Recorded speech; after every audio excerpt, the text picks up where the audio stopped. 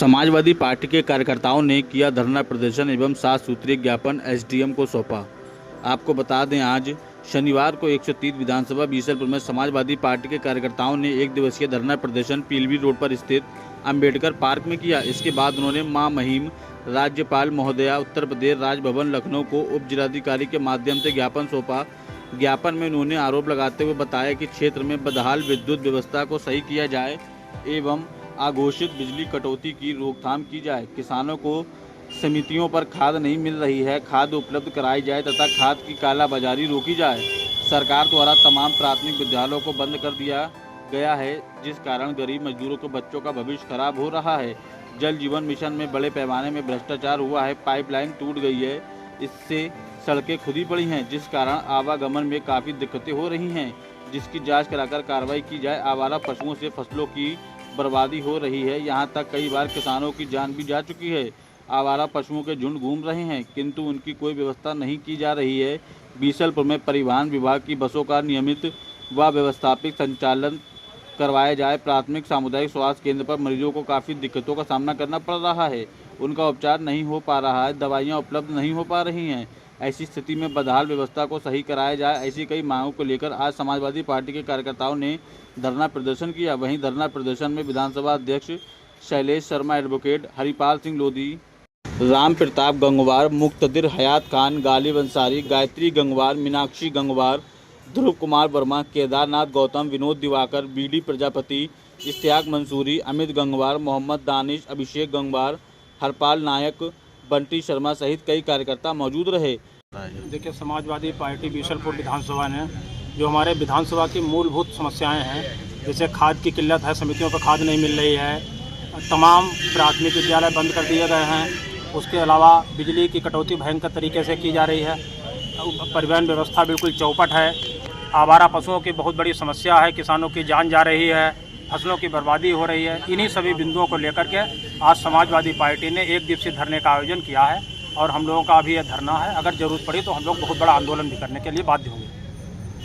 ये समाजवादी पार्टी और समाजवादी पार्टी के नेता माननीय मुलायम सिंह यादव जी, माननीय अखिलेश यादव जी सभी मूलभूत आवश्यकताओं के मुद्दों को समय समय पर उठाते रहे हैं, सड़क से लेकर के सदन तक लड़ाई लड़ते रहे हैं। उसी के क्रम में आज समाजवादी पार्टी 130 विधानसभा क्षेत्र बीसलपुर के द्वारा तमाम मूलभूत आवश्यकताओं से, तमाम ऐसे ज्वलंत मुद्दे हैं जिससे जनता बहुत ही त्रस्त है, परेशान है, उन तमाम सारे मुद्दों के लिए हम लोग आज धरने पर बैठे हैं। और आवश्यकता पड़ने पर, आप सभी लोग जानते हैं कि समाजवादी कभी भी संघर्ष से पीछे नहीं है। आवश्यकता पड़ने पर एक बड़े आंदोलन की तैयारी की जाएगी, जिससे कि तमाम जो समस्याएं हैं उनसे छुटकारा पाया जा सके।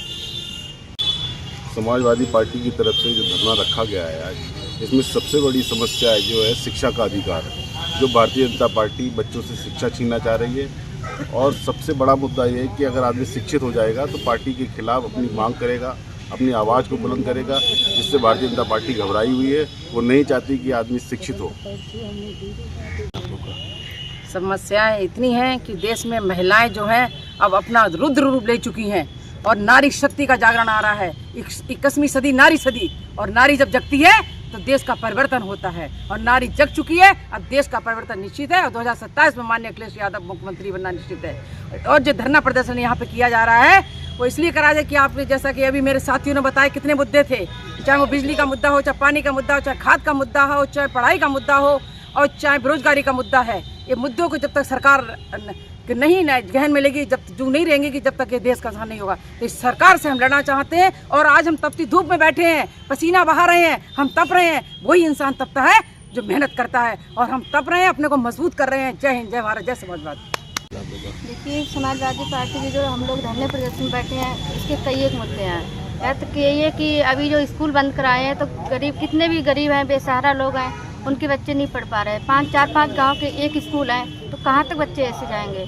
कई एक मुद्दे हैं, गांव में सड़कें खुदी पड़ी हैं, टंकी जो लगी हैं वो भी टूट गई हैं, और भी कई एक मुद्दे हैं, बिजली है, पानी है, काफ़ी मुद्दे हैं इसके।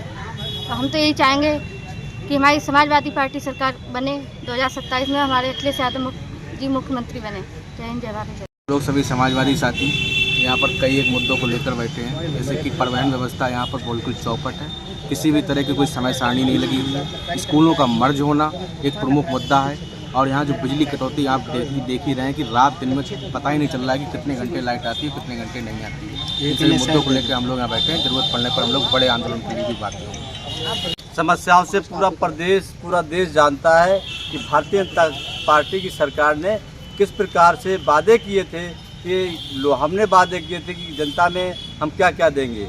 आज खेती चौपट है, जो आवारा पशु घूम रहे हैं उनकी वजह से खेती बर्बाद हो रही है।